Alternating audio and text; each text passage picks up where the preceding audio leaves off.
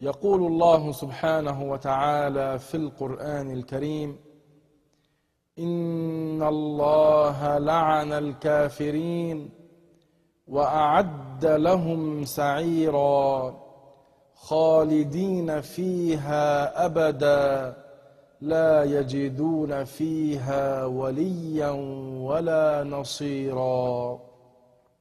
فيجب الإيمان بوجود جهنم، وهي دار أعدها الله تعالى لتعذيب الكفار، وهي باقية لا تفنى.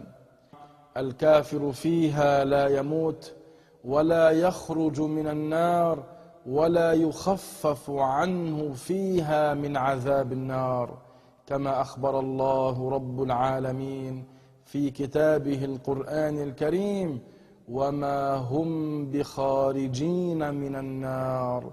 وقال سبحانه: ولا يخفف عنهم من عذابها.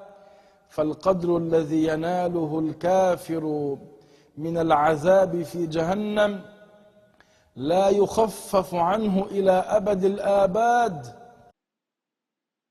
There are several reasons why I no longer believe in Islam, but without doubt the number one reason is the contradiction between a merciful God and eternal hell.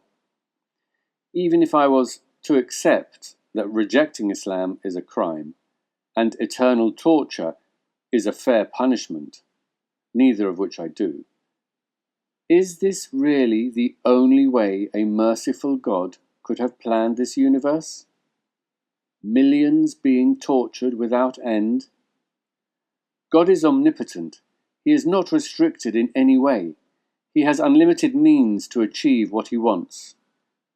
Was it his intention from the outset to have millions being eternally tortured? Does that please him? How can such a God be called the most merciful of the merciful? If that's not what he wanted, why didn't he only create humans he knows will pass his test? They can still have free will. The fact that God knows what they will do doesn't remove their free will. They can still freely choose to worship him and freely choose to obey his commands. As Muslims always insist, the fact that God knows what people will do doesn't take away their free will. God had no need to include the eternal suffering of millions in his plans. He already knows who will pass his test and who will fail before he even creates them. So what's the point of creating those he knows will make him angry and arrogantly disbelieve, and will just go on to suffer eternal torture? Surely not creating them in the first place would be a more merciful thing to do. This phrase, most merciful of the merciful, is meaningless unless it means mercy of the most extraordinary nature. How can planning a universe that includes millions suffering eternal torture be compatible with extraordinary mercy?